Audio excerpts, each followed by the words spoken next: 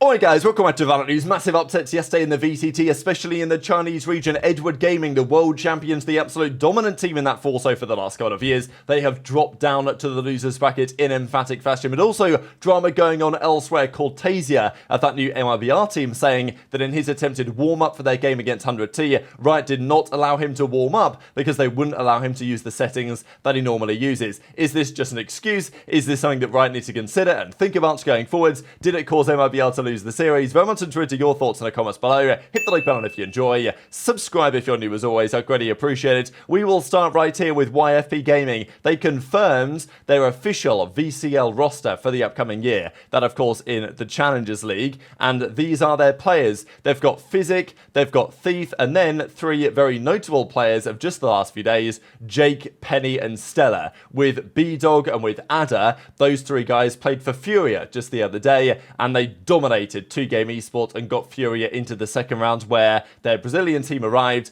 they played Leviathan, and they got pretty much slammed. So now they're in losers brackets, but it's really cool to see for these guys, right? I mean, obviously they played a pro game just a few days ago, they won it in very impressive fashion, and now they're getting locked into their Challengers team. It's not quite the same squad, of course. Ada and B-Dog will be going about things elsewhere, but still, to have these three guys on board I thought was a nice little addition, to be honest, even as Chet says, new Ascension winner. So after what maybe people saw the other day, these guys are certainly going to be in the mix. They're of course going to try and mix it up in challenges, even as Jake says, happy that none of my beautiful teammates got stolen from me with everything that's been going down behind the scenes as of late. Speaking of challenges though, obviously those guys are locked in, right? Like they maintain the challenger spot from last year.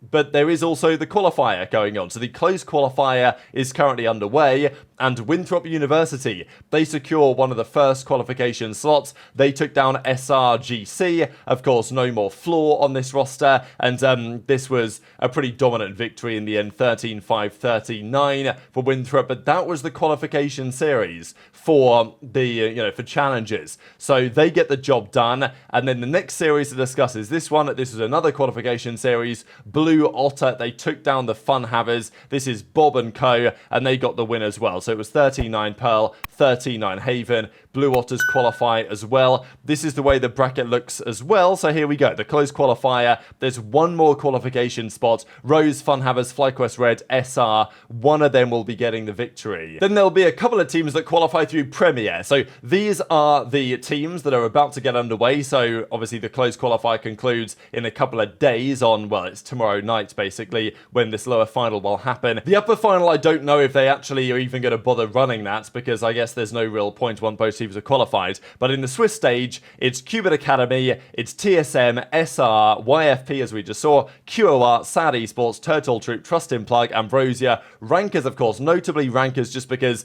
that of course is Inspire's team, Baby J's team, Nightblood Gaming, and then we have the victors of the closed qualifiers that we're going to see, and then a couple of teams from Premier. So there you go, that's your NA Challengers coming up very shortly indeed. But let's talk about China, because their tournament, they're cracking on with this tournament. Like, they're not messing around. The other regions, they're taking their time. But you may notice looking at this bracket that there is one very interesting result as of yesterday, and that was this series. I'm not going to lie, going into this series, I thought that it was going to be competitive. I thought the Trace Esports were going to put up a very good fight against Edward Gaming. But look, if I still had to predict it, I would have said Edward the favourites, right? Like I thought Edward would probably win this one 2-1. But for Trace Esports to absolutely annihilate them was nothing short of very, very impressive indeed. So Edward Gaming, they won the World Championship, right, with this roster of 5. The meta today is different to where it was before, that's for sure. Their off-season, well, how seriously did they take it? That is another question that is worth asking. But Trace Esports come in here as, many players that you may not be that familiar with, and just completely destroyed the world champions. This was 13-4 on the Lotus, absolutely dominant, and then 13-4 on the Bind, on Edward's pick, let's not forget. Both maps, Kai ran the Vise, which is pretty interesting because this is a meta that, on the Bind here, for example, this Deadlock Vise setup is very interesting, and I think it is pretty like modern from Trace Esports and not something that seemingly EDG were ready for. They ran the Tejo with, outside of that, a more traditional comp, and it didn't really go to plan. So I think this is fascinating. I think it says a lot about Trace and how much, how hard they've been working and some of the ideas that they've been deploying, but also it says a little bit about EDG because, in any circumstance, if you're the world champions and you get embarrassed in a series like this, especially in region. Now, look, do I think it's plausible that Edward Gaming still make the finals and still win the finals? Because that's typically what they've done. No, I mean, it would be very Edward Gaming to just win out in the losers bracket, make it to the finals and beat Trace or whatever. That's what they've done plenty of times before, where they will lose a series in their own region and then they'll go on to beat that team in the finals dominantly. It's just usually when Edward have lost to a team, let's say FPX or something, in China, they've lost very close and then they've rematched them and they've won dominantly. This time they did not lose close. They got completely destroyed.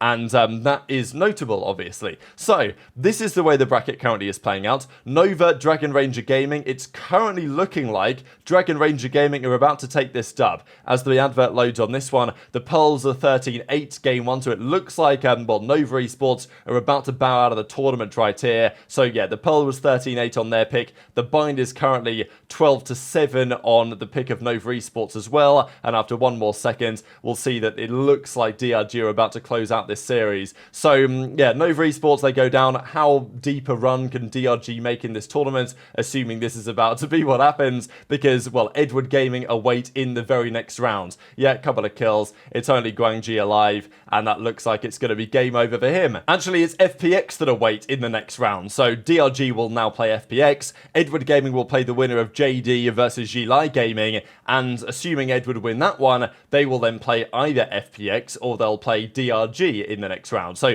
if DRG want to make it to Bangkok, they will need to go through FPX, they will need to go through likely Edward Gaming, and we'll see what happens from there. But let's say Edward do make it through, they will play the loser of Trace or Billy, but still, I don't know, with the way that Edward lost that series, and also, like, Edward beat Nova the other day, they beat them 13-8, 13-10, it's not like it was absolutely crushing. DRG have defeated them in pretty similar fashion, and actually more impressive fashion than what Edward Gaming did. So, yeah, it's a big storyline, it's developing, it's emerging, but as I say, these series, they're cracking on with it, right? 21st, 22nd, 23rd, 24th, 25th, like, every day there is action. In the other regions, they've been taking quite substantial breaks, but also we've got to talk about the Pacific, because I mentioned this series yesterday. This, to me, was always going to be a banger, and that's exactly what we saw, but we do get T1 getting the win. This is their first, especially with the season now underway, really notable victory of the new season. You guys know that I like this T1 roster. I don't know if they're going to be good enough to bring home international tournament victories for the team and for the franchise, but they're trying their best, right? And it does look like T1 are the roster we thought they might be. Jing at Forsaken of those guys. Pretty interesting because Excurate, Forsaken's brother, is now on T1 as like a content creator sub or something like that anyway. So he, I guess, was basically rooting against his own brother today. But Mindfreak and something both with pretty underwhelming series here. And yeah, again, we see some meta innovations coming from one place or the other. We did also see the Chamber arrive for T1 when it mattered. They won the Bind 13-6. They lost the Fracture 13-8 to Paper X. But then on the final map, and that was Forsaken on the Tejo. But on the final map, it was 13-11. Banger on the split. It was, yeah, the Chamber for Meteor at the end, who got the job done 18-17. But Stacks with a really good map to shout out Divai. And Divai was kind of talking about this, saying that if I'm top fragging, there's a serious issue, and I guess that is probably fair enough. So it was always going to be a banger. I mean, split decider. Was it ever going any other way than all 24 rounds? Like, I think it was always going to be how it was. But especially the way this game played out, tying up, obviously, the first half went 7-5. They were able to tie it up at 11-11 before T1 then won the final couple of rounds. So, banger series. And that now puts Paper X down to the losers bracket, where if I hit the refresh on this, they will be playing Zeta Division in the lower round 1. And if they win that, they'll play DFM versus likely, well, it's going to be Talon or Global Esports. There's a bit of drama on this, actually, because the Pacific region, they changed the bracket matches, and as they say, we understand this change affects fans who have purchased tickets for the impacted games. We will issue full refunds to all affected ticket holders. These tickets will remain valid, and fans can still choose to watch the matches for free. So I think that's actually a really good thing that the Pacific are doing there for this mistake. But I also don't understand how you make this mistake. I think what they're meaning is that, let's say this Detonation Focus Me series, initially that team was going to play the loser of this series, Gen.G RRQ, which is never the way that you do it, right? Like, RRQ have just played DFM, so DFM should absolutely, under no circumstances, be able to play RRQ again in their second game, but certainly in a bracket like this. You need to swap the bracket, and it's the same for Team Secret. Team Secret lost to Global Esports. I think the initial plan was that the loser of that series, i.e. Team Secret, would play the loser of this series, i.e. possibly Global Esports again. So I think what they've said is, alright, that was a bit of an error. We're going to swap those around so that DFM will play Talon or Global and that Team Secret will play Gen.G or RRQ. But to do that, they had to do a couple of things. But it's like, how do you even make that mistake in the first place when you're organising the event? That's my question. The other drama, though, was coming out of Cortasia. So, player for MIBR, and they, of course, lost the series to 100T the other day, and he gives his reasoning as to how this actually happened. So, shout out Fernando here for putting this article together and everything, but this was the quote. Obviously, the translation isn't perfect, right? But basically the point is, they were warming up for the series. For me, it's very sad because I used the full stretched res. The stretch one, I ended up discovering today that I wouldn't be able to warm up because I can't use the res in the practice room. We arrived 3 hours before the game, and I go to warm up the sights, he says, but, warm up his, gunny, I guess, whatever you want to say, in the practice room, warm up his aim, and everyone is playing DM. I asked the guys at Riot, and they said it was impossible to do it. I need the administrator password to use the device manager, and they wouldn't let me do it. I literally spent 3 hours before the game doing nothing, read my Bible, listened to music, but I couldn't warm up. Now, this is interesting because, firstly, we know that Riot isn't a big fan of players using, like, true stretched. If you're going to use stretched,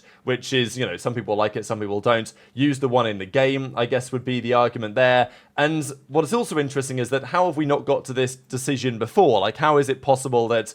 Because many players play stretched, so how has it never been the case before that it's not been possible for the players to warm up as they would like to, given the situation? Is this, like, a Riot changing their rules on whether you can do, use the device manager? Is Cortasia asking for something that they don't necessarily want to allow? Either way, I'm not particularly sure, but the bottom line is that, okay, he couldn't warm up behind the scenes on his preferred resolution because Riot wouldn't let him access the device manager. Would there have been another way to go about it? I mean, possibly.